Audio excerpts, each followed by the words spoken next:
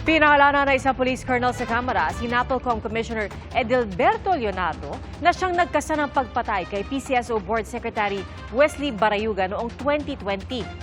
Ang nag-utos umano ayon sa opisyal, si dating PCSO General Manager Regina Garma.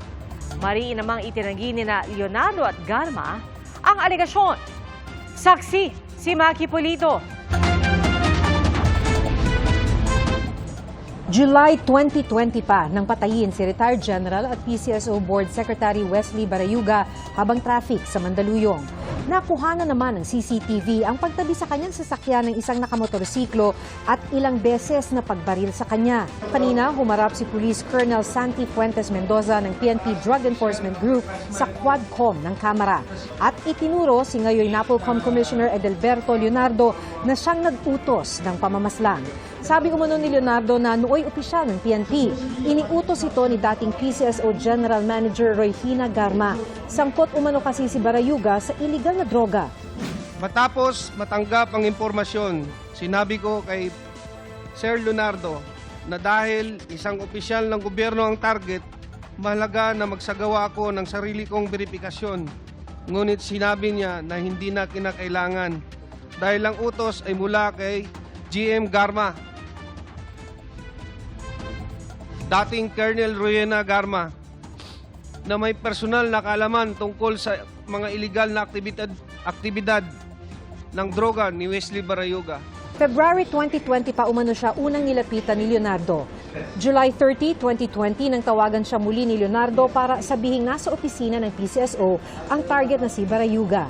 Nadala niya sa akin ang larawan ni Wesley Barayuga habang ito ay nasa conference meeting sa loob ng PCSO. Pinadala sa kanya ni Ma'am Garma.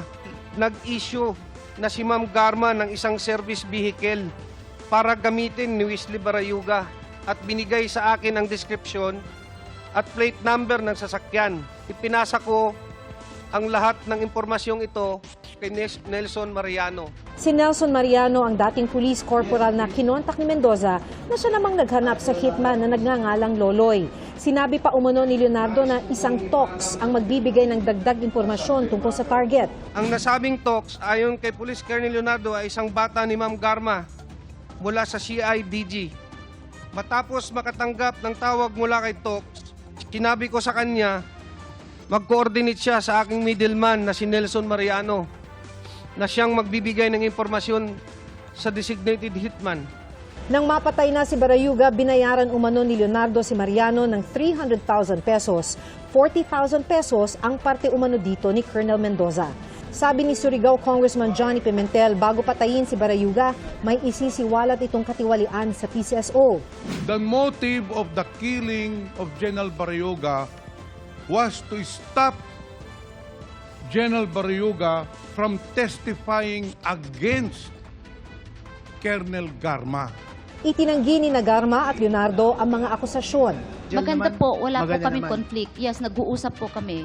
Nagulat lang po ako, Mr. Nagulat Chair. lang. I didn't expect it po. So this is the first time you heard na you are being implicated in the death of General Barayuga. Yes, Mr. So Chair. you were never also investigated by any law enforcement agency as far as the death of General Barayuga was concerned? Wala po, Mr. Chair. No, Hindi po totoo yun, Mr. hindi totoo.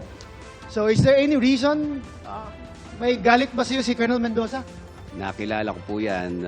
I think isang beses lang kami nag-meet. Isang beses yan. lang. I know that he's an underclass po namin. Underclassman. Pero maliban doon, wala na po akong, hindi ko na po siya So no ganun working kakilala. relations with Colonel Mendoza? Wala po. Hindi mo Mr. naging Chair. tao before in your units? Hindi rin po. Para kay Pimentel, dapat maisali sa committee report ang rekomendasyong kasuhan ng murder si Garma.